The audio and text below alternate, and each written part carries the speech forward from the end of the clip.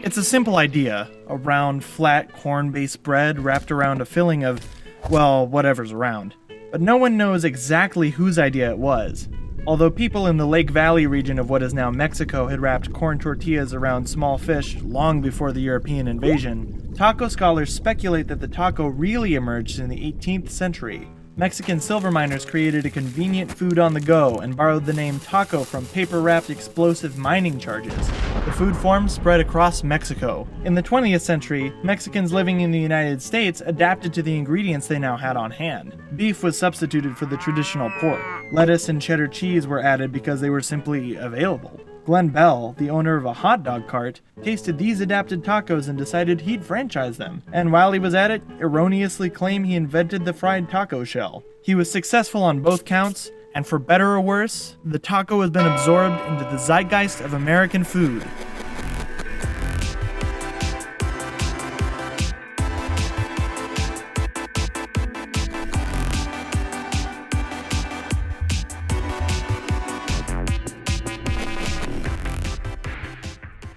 Tacos, a meal in one hand.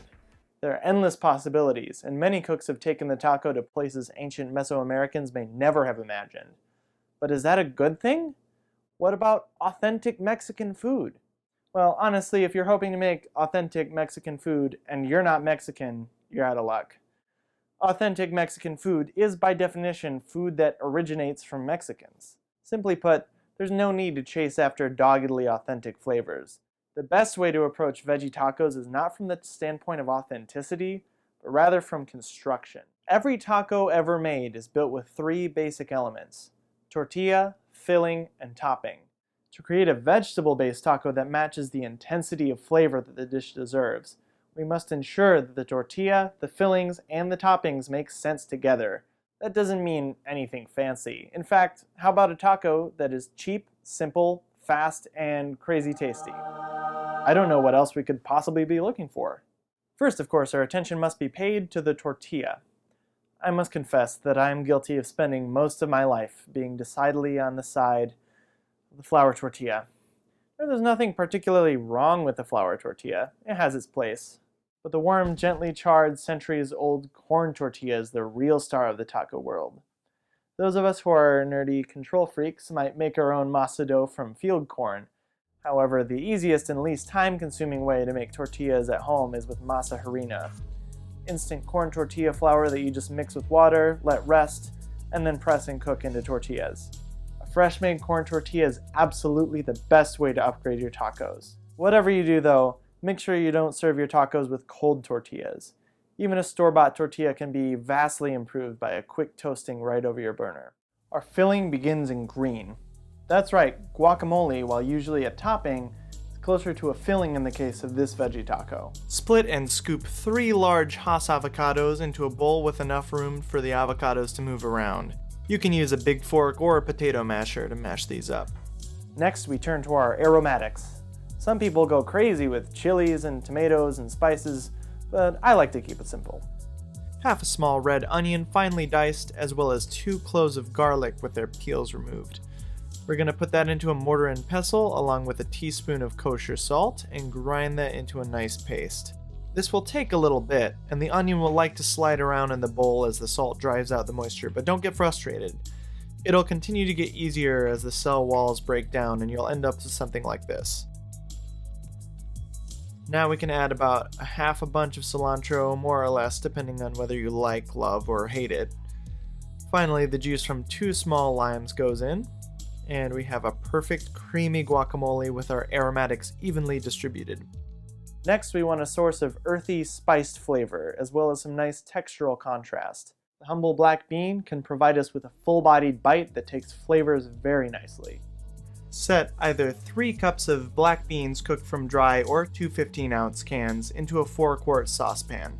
We'll then combine 3 tablespoons of chili powder, 2 tablespoons of ground cumin, 2 teaspoons each of ground coriander and paprika, a teaspoon of onion powder, and 1/2 teaspoon of cayenne pepper, more or less depending on how hot you like it.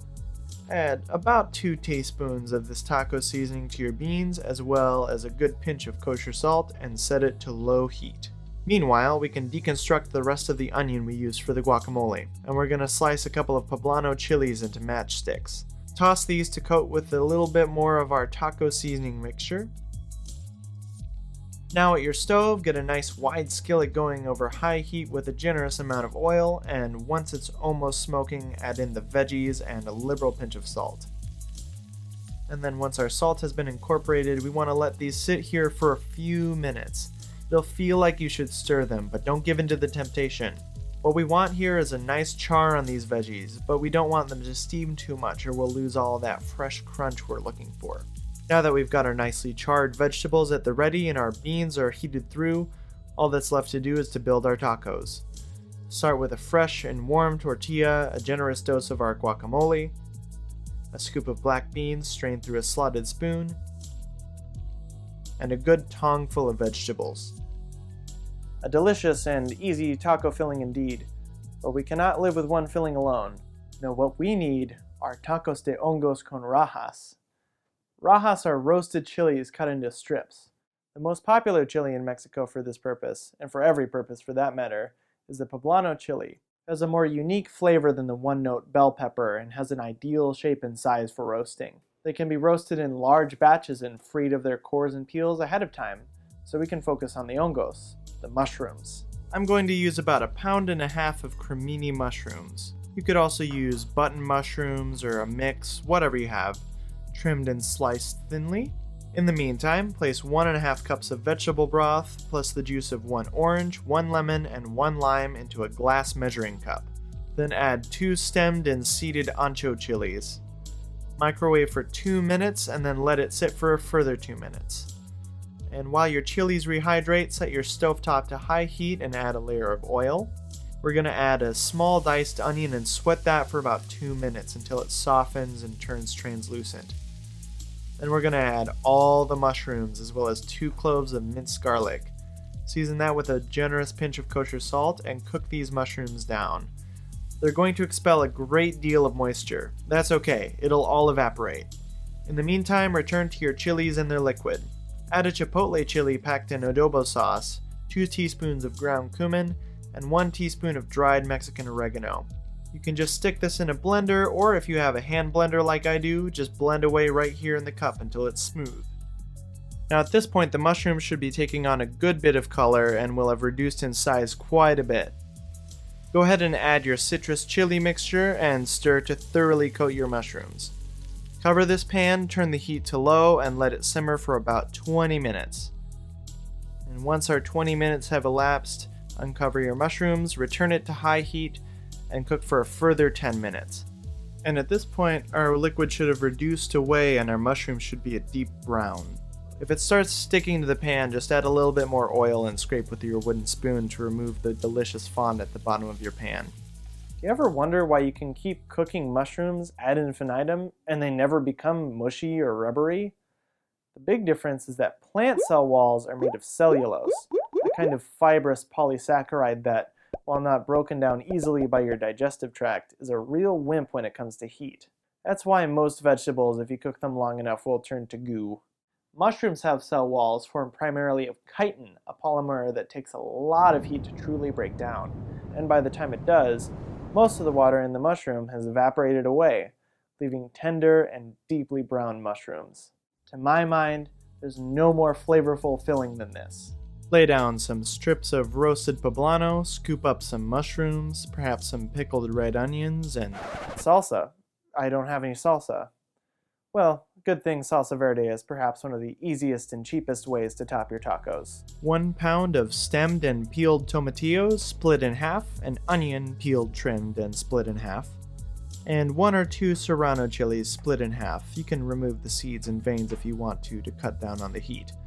These can all go into a pot of water to be boiled, into the oven to be roasted, or my favorite, under the broiler to be charred. However you go about it, once the tomatillos are tender, dump the veggies into a food processor along with a half bunch of cilantro leaves, 2 crushed cloves of garlic, and 1 teaspoon of salt. Pulse that up until you have a nice smooth salsa. Incidentally, that is my all-time favorite topping for both of these tacos. May they serve to be an inspiration to all you veggie cooks who care to venture into the tortilla-laden land of the taco. Fill wisely and flavorfully, and don't forget the salsa.